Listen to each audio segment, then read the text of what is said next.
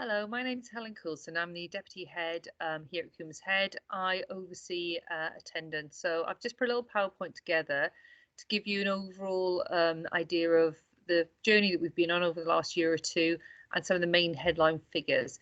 There is further attendance documents that supports all the information I'm going to go through today. So just to start off, in September 2019, Coombs Head Academy only had one part-time attendance officer who didn't have the capacity to complete all the follow-up steps that were needed to improve attendance at that point. The attendance officer did agree to extend in hours, but she still didn't end up in a full-time position. She did unfortunately have to have 2 months off in the autumn term of 2019 due to medical issues. And while we covered that, it wasn't with another attendance officer. At that point, we realised we needed to do quite a major review of attendance and the procedures in place to make the improvements we needed. So we did ask Babcock from Devon Local Authority to come in and do a review of the attendance officer roles and our procedures that we had in place. As a result of that, we did adjust the attendance officer's job description and the day-to-day working procedures.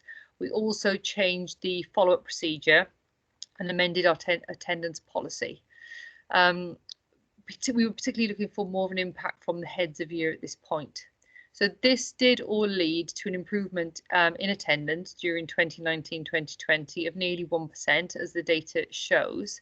However, at this point, the school went into the first national lockdown, so things kind of stopped there.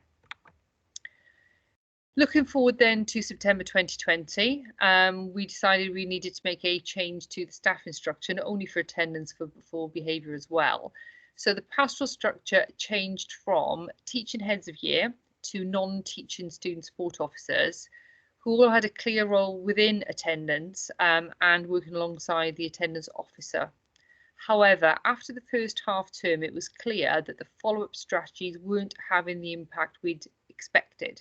In September 2020, attendance did start at the beginning of the year at 2% lower, so it was 94% rather than 96%. We feel that was due to a whole number of sort of COVID implications. However, that first half term, we were falling behind. So we decided to change the structure slightly. So one of the student support officers, who was an ex-attendance officer herself and an ex-education welfare officer, was appointed to a team manager position. And one of her roles was to take the lead on the follow-up from the attendance officer. So the idea was that she would meet regularly once a week or once a fortnight with each student support officer. They would analyse the data for their year group, and then they would agree and implement a whole range of actions from phone calls to attendance letters to meetings and so on to try to follow up their attendance and get it better for individuals. During half term 2, we really saw the impact of this. Attendance data stayed almost stationary during that half term, whereas the previous few years it had decreased. So that at the end of that half term, so around Christmas 2020, the attendance was running parallel to the previous year, even though we'd started 2% behind. So we see that as a really clear impact of the change of structure in terms of staffing structure and the change in procedures we put in place. And we would have expected that to continue. However, at that point, we then went into lockdown again. So as we said, our attendance in 2020 started at 2% lower. Overall, in terms of attendance patterns, boys' attendance is higher than girls. During the autumn term, as we said, the attendance decreased, but at a much reduced rate. And at half term 2, the attendance stayed stationary and didn't decrease at all. By the end of week 14, which was Christmas, the school was only 0.19% down on the previous year. And by week 15, we were very slightly above. So from week 15, the second national lockdown started.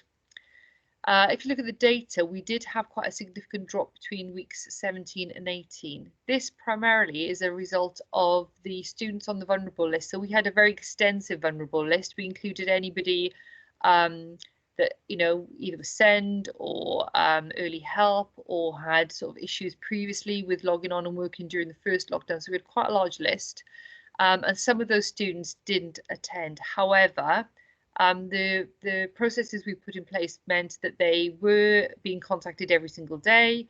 They were engaging with their online lessons and doing really, really well. However, those students, as we know, due to the new government guidelines, had to still be classed as absent, even though they were C-coded. So that did have an impact, and our percentage went down of over 1% at that point. SEND students' attendance had improved compared to the previous year. However, disadvantaged and persistent absence still remains one of our key target areas. So during lockdown, second lockdown, the attendance and student support team prioritised attendance in their key daily roles. They had a targeted list of students to contact every single day. This included students on the vulnerable list, who they thought perhaps should be attending, any students who were not attending remote lessons, because we had really easy access to that data, any students who were attending lessons perhaps not engaging, so that information came from teachers. Disadvantaged students were prioritised in this list. So like I said, the data was really readily available and live, and any issues that teachers reported, the student support officers could follow up as well. They circulated their daily follow-up sheets to key staff in the school, so to myself, to the head, and to other people that may need that. It was a really good, efficient system that we think worked really, really well. Individualised support was put in place for targeted students. The SEND team were also in close contact with targeted SEND students. All the learning coaches were designated key workers for specific pupils. So student support included daily contact and in some cases regular home visits from the student support team as well, to just check everything was okay for safeguarding purposes and sometimes to support students in completing their online work. Online attendance and engagement was good, particularly in relation to other secondary schools across our trust. And the attendance most days during lockdown varied between about 10 and 12%, which was double the national average. Next step. So the attendance and the student support team have built up a more efficient and effective method of working, which will now become embedded. The SSO team have now built up knowledge about individuals and their families within their year group, and therefore can be much more efficient when dealing with a follow-up. We need to improve the system for sending attendance follow-up letters home and to make sure we support the workload and the capacity of the admin officer that does this. We need to ensure the follow-up is timely, particularly by student support officers and the whole attendance team. We need to make sure that the vulnerable, disadvantaged and SEND students are top priority whenever we do any of our follow-up procedures. We're going to review the pastoral system to see if form tutors can play a wider role in supporting attendance of students within their form group. And with the new structures and procedures now in place, we are beginning to see improvement in attendance, particularly during that second half term. We think we'll see that really benefit now into the summer term.